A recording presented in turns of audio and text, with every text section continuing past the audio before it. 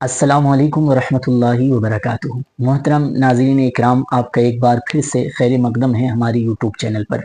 आज हम बात करने वाले हैं एक अहम मसले के ताल्लुक़ से, और उस मसले के बाद उसी से रिलेटेड एक बड़ा दिलचस्प सवाल आपको हम बताएंगे और उसका जवाब भी हम आपके सामने इंशाअल्लाह रहमान रखने की कोशिश करेंगे।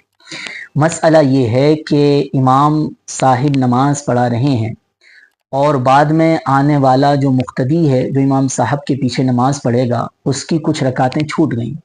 तो अब वो बची हुई रकातों को इमाम की फरागत के बाद, इमाम के सलाम फेरने के बाद जब खड़ा होगा तो किस तौर पर अदा करेगा, यानी बची हुई नमाज़ों में कैसे उसे क़िरात करनी है और अरकान नमाज को कैसे अदा करना है, ये सारी बातें जानना एक मुक्तदी के लिए बहुत ज़्यादा ज़रूरी है। तो ठीक है, हम इस मसले की वजाहत करते हैं। आप हज़रात हमारे साथ बने रहें। चैनल को अगर अभी तक आपने सब्सक्राइब नहीं किया तो ज़रूर सब्सक्राइब कर लें।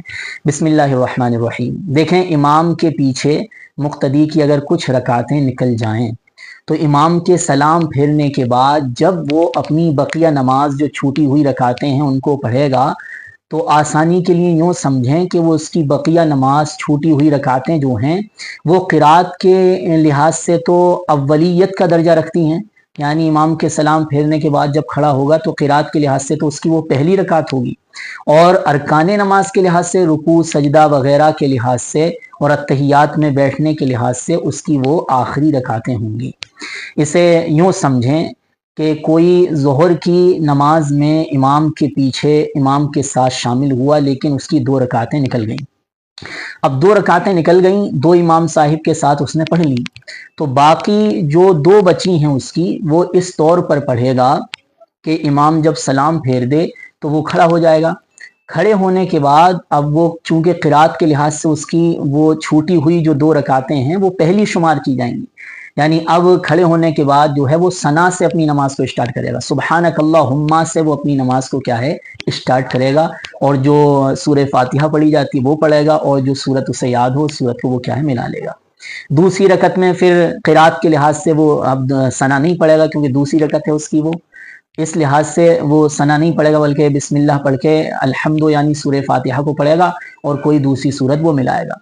तो क़िरात के यानी पढ़ने के लिहाज से तो उसकी छूटी हुई जो 2 रकातें हैं वो पहली शुमार की जाएंगी, यानी पहली और दूसरी क़िरात के लिहाज से, जैसे पहली रकत में सना पढ़ा जाता वो भी पढ़ेगा, दूसरी रकत में सना नहीं पढ़ा जाता नहीं पढ़ेगा, और अरकान नमाज के लिहाज से उसकी वो तीसरी और चौथी रकातें होंगी, यानी 2 इमाम साहब के साथ उसने पढ़नी जो मिली थी, और 2 उसकी जो रह गई बकिया, बाकी जो बची हुई हैं इमाम के सलाम के बाद जो 2 रकातें पढ़ रहा है वो अरकान के लिहाज से, यानी रुकू सजदा और तहियात में बैठने के लिहाज से तीसरी और चौथी शुमार की जाएंगी। यानी 2 इमाम साहब के साथ पढ़नी, तो अब 1 रकात पढ़ने के बाद अपनी जो पढ़ रहा है उसे पढ़ के सजदा करके खड़ा हो जाएगा, और दूसरी रकत जो होगी उसमें क्या है वो तहियात में बैठ जाएगा। इस तरीके से वो अपनी बकिया 2 रकातों को क्या है अदा करेगा।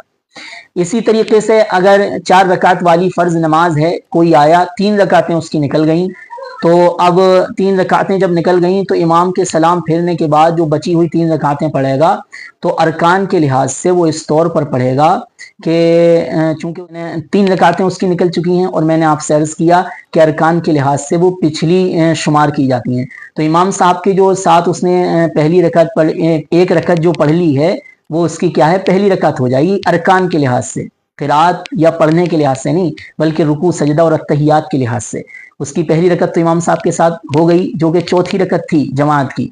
अब जब वो खड़े होकर के इमाम के सलाम के बाद अपनी नमाज पढ़ेगा तो पहली ही रकत में उसे बैठना पड़ेगा, क्योंकि उसकी वो दूसरी रकत है।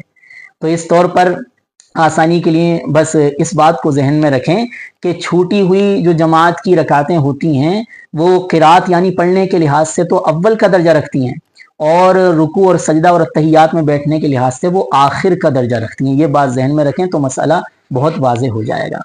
तो ये मसला तो आप समझ चुके होंगे, आप हजरात से उम्मीद है। अब आते हैं हम उस दिलचस्प सवाल की तरफ जो कि इसी मसले से रिलेटेड है।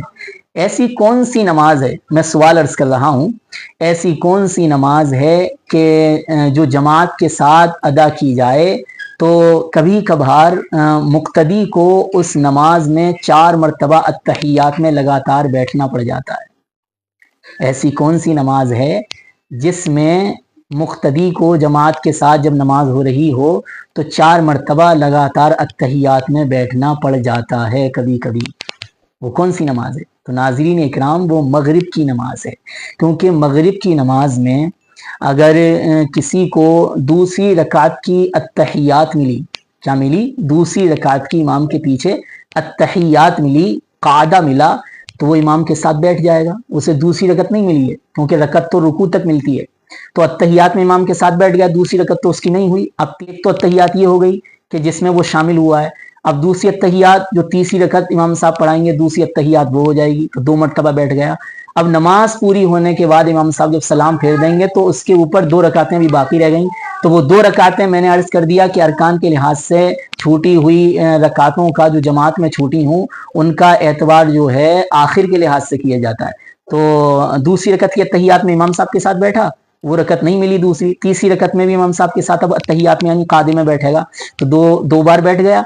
अब अपनी बकिया नमाज जो पढ़ेगा तो 2 रकातें उसके ज़िम्मे में अभी बाकी हैं, तो उन 2 रकातों को चूंकि अरकान के लिहाज से वो आखिर की हैं, दूसरी और तीसरी मानी जाएंगी, तो पहली रकत अदा करके बकिया वाली पहली रकत उसमें भी बैठेगा, और जब आखिरी रकत जो है उसकी दूसरी रकत उसमें भी उसे अत्तहियात में यानी कादे में बैठना पड़ेगा।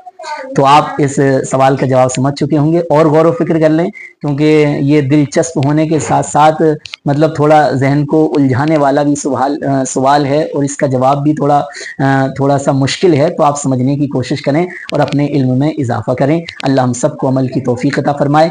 मिलते हैं अगली वीडियो में ऐसी ही अहम गुफ्तगू के साथ। आप हमारे साथ जुड़े रहें। चैनल को अभी तक अगर सब्सक्राइब नहीं किया तो ज़रूर सब्सक्राइब कर लें, बेल आइकन प्रेस कर लें, ताकि हर आने वाली नई वीडियो का नोटिफिकेशन आप तक पहुंचता रहे और आपकी भी मालूमात में इजाफा होता रहे। ठीक है, अब मुझे इजाज़त दें। अस्सलामु अलैकुम व रहमतुल्लाह।